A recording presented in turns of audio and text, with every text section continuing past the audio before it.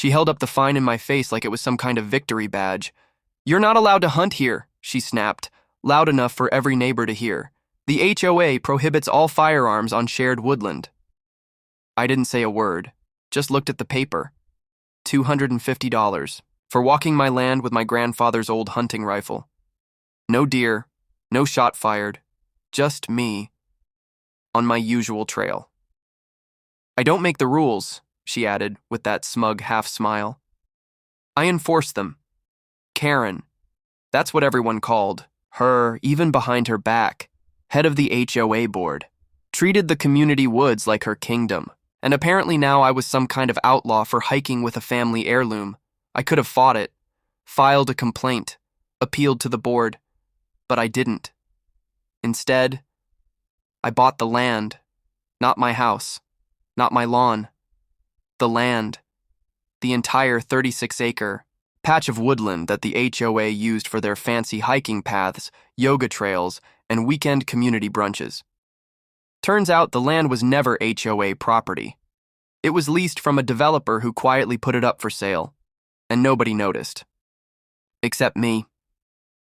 It took one call, 2 meetings, and a wire transfer. And just like that, the shared land they fined me over was mine now, every inch of it. From the walking bridge to the tiny wooden gazebo Karen used for her HOA wellness meetings. I didn't post any signs at first. I let them walk it for a week like nothing changed. Then on Sunday, during one of their morning yoga sessions, I walked in with a clipboard, shut the gate, and locked it. Permanently. Karen screamed, "What do you think you're doing?" I looked her dead in the eye and said, "I don't make the rules. I own the land." She turned pale. Half the group dropped their yoga poses mid-stretch, and that was just the beginning. Karen stormed toward me, practically shaking with rage. "You can't just close it. This land belongs to the community." I didn't even flinch. "Not anymore," I said, holding up the deed with the county seal still fresh on it. "I bought it last week. Fully legal, fully private." Her jaw dropped. She snatched the paper from my hand, scanning every line like she was hoping to find a typo that would undo it all. But the truth was printed in black and white. My name, my property. "You don't understand what you've done," she hissed. "People rely on this space. We host events here. The HOA will fight this." I shrugged. "You fined me for walking. Now no one walks." Karen turned to the rest of the yoga group, flailing her arms like she was rallying an army. "He's bluffing. We'll get lawyers. The HOA has rights." That's when Mr. Peters, the retired attorney from 3 houses down, stepped forward. "Actually, Karen, I reviewed the lease last year. The HOA never owned this land. It was leased month to month. If he bought it, there's nothing we can do." Karen froze. You could feel her whole world cracking. The queen of fake authority just realized her crown was made of paper. I didn't need to say more. I just turned around and walked off, the padlock on the gate clicking shut behind me. The news spread through the neighborhood like wildfire. By evening, my phone was blowing up, not with threats, but with apologies. People who had cheered Karen on before were now begging for a second chance to access the trails. Some offered to pay, others wanted to meet. But I wasn't interested. This wasn't revenge, it was justice. And Karen, well, she wasn't done yet. The next morning, she showed up with 2 guys in uniforms and said, "You're being investigated for land fraud." I just smiled and said, "Funny, one of those officers is my cousin." And that is when things got real. The taller of the 2 officers, Officer Daniels, stepped forward slowly, then looked at Karen like she'd just insulted his dog. "Fraud? Ma'am, do you even know who you're talking to?" Karen blinked, confused. No, but he's illegally closing off community land." Officer Daniels pulled out his phone. "Actually, I've already verified the purchase. Myself. County records show the land was legally sold to Mr. Hill 3 weeks ago. The previous owner, Mr. Elridge, signed off. Here's the recorded deed. Not only that..." He paused, tapping the screen. "You're trespassing right now." Karen looked like she'd swallowed her own words. "No, no, this is a mistake! You have no idea how important that hiking trail is to us. I'm the HOA chair." Daniels raised an eyebrow. "And that means nothing here. This land is now private property. You're not above the law." The second officer, a younger deputy, chimed in. "And if you try to post another fake violation notice on his door like you did last month, we'll charge you with harassment and impersonating a legal authority." Karen stepped back, mouth trembling. This isn't how it's supposed to go." "Oh, I agree," I said, arms crossed. "It's supposed to go how you want, when it benefits you. But when someone pushes back, suddenly it's unfair." The officers turned and walked off after warning her again. Karen just stood there, frozen. You could almost hear her ego shattering. But this wasn't the final twist. Later that week, I received a letter in the mail, not from the HOA, but from a law firm representing one of the largest outdoor recreation companies in the region. They wanted to buy the land from me for 6 times what I paid. Why? Because without access to those trails, the HOA couldn't hold their annual Freedom Hike Festival, and now the company's contract was in jeopardy. They wanted the land back badly, but I wasn't ready to sell. Not yet. I didn't respond to their first offer. Or the second. I let the calls go to voicemail and the letters pile up. I wanted them to feel the silence. Because for years, that's what I got every time I asked the HOA for help, fairness, or even just basic respect. They ignored me. Now, it was their turn. But then the HOA tried one last desperate move. One morning, I woke up to see a small crowd gathered by the trail entrance. Banners were being hung, music equipment was being rolled in, and Karen was standing at the front like a queen returning to her stolen castle. They were trying to host the Freedom Hike Festival on my land. I walked down, calm and steady. No shouting, just holding a thick folder of documents and my phone already recording. I reached the center where Karen was directing volunteers. She saw me and forced a smug smile. "Oh, don't be so dramatic. This festival is a tradition. You can't just cancel freedom." I raised an eyebrow. "You think freedom means taking what doesn't belong to you? That's not tradition, that's trespassing." She waved me off. "It's just one day, no harm done." I turned, made a quick call, and within 10 minutes, 2 uniformed officers and a county ranger arrived. The ranger was blunt. "This entire event is being held illegally. No permits, no access rights, and the property owner," he pointed at me, "has not given consent." Karen tried to argue. "But this is for the community. He's being selfish."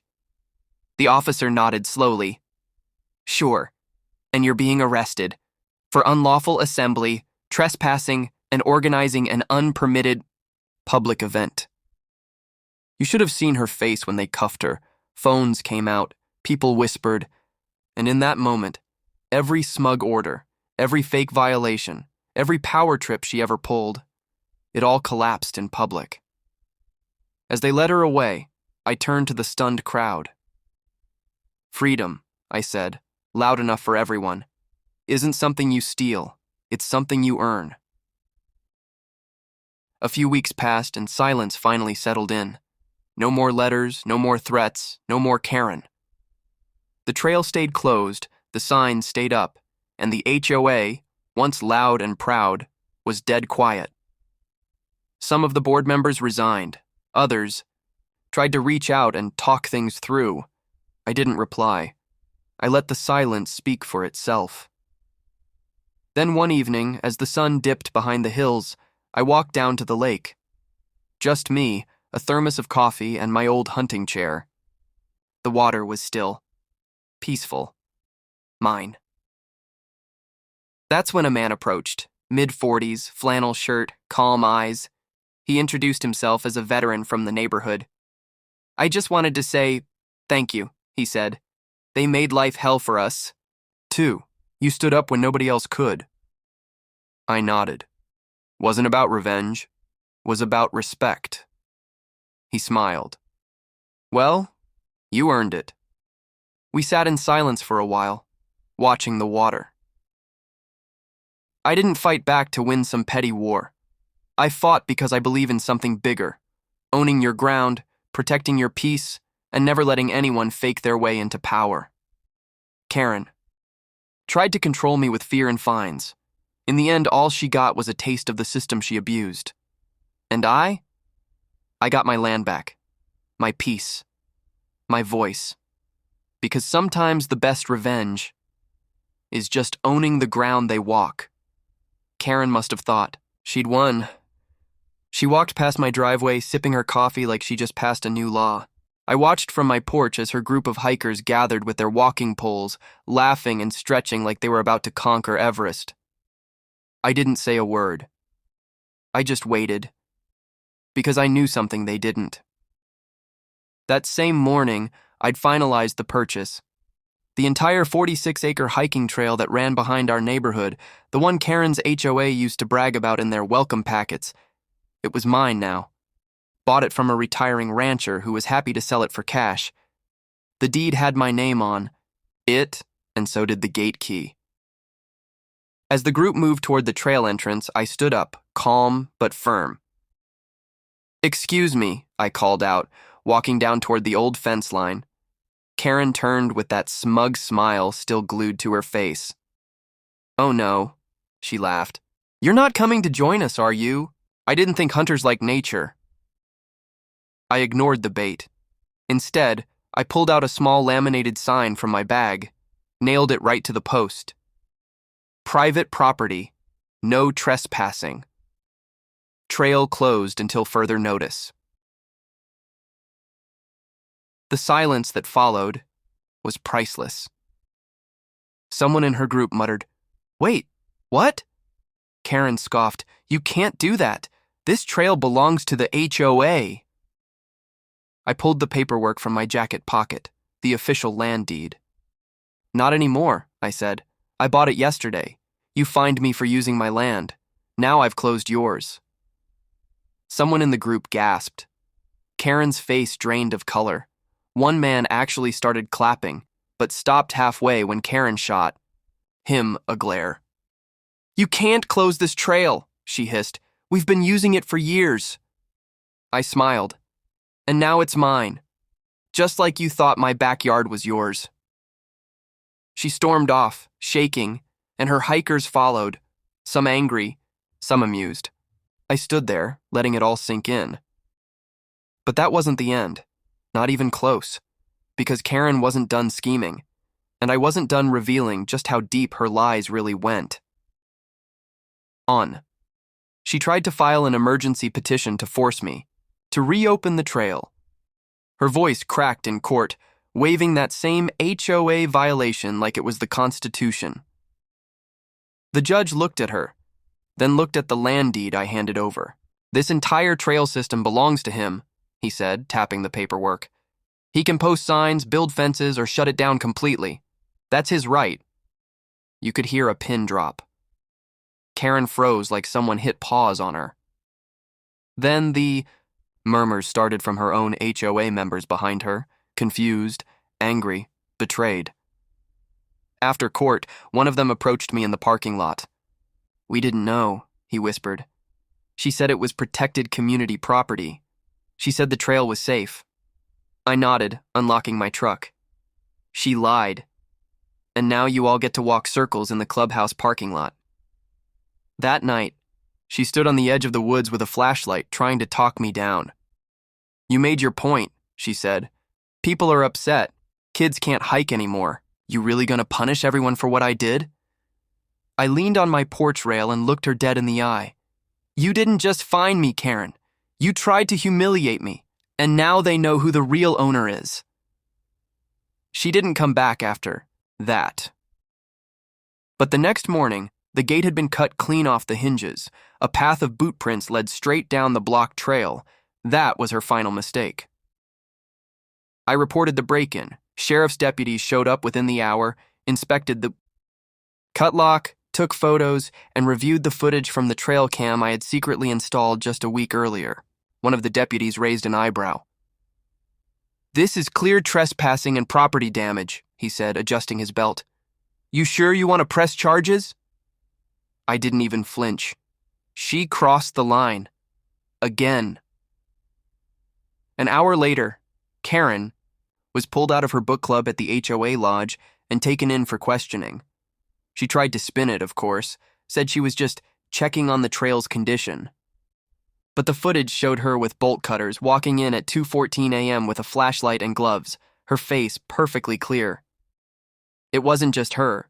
2 board members followed her in. I had them all on camera. The HOA scrambled into chaos, emergency. Meetings, resignations, flying. The hiking trail was now officially declared private property by county records. Trespassers could face arrest. I installed taller fencing, cameras, and warning signs in bold red letters. Private land, no. Access, trespassers prosecuted. The local news even picked up the story. Man fined by HOA buys land under community trail, closes it after dispute. The clip went viral. In the interview I gave, I ended it with one line that echoed across the internet. If they want control so badly, they can hike somewhere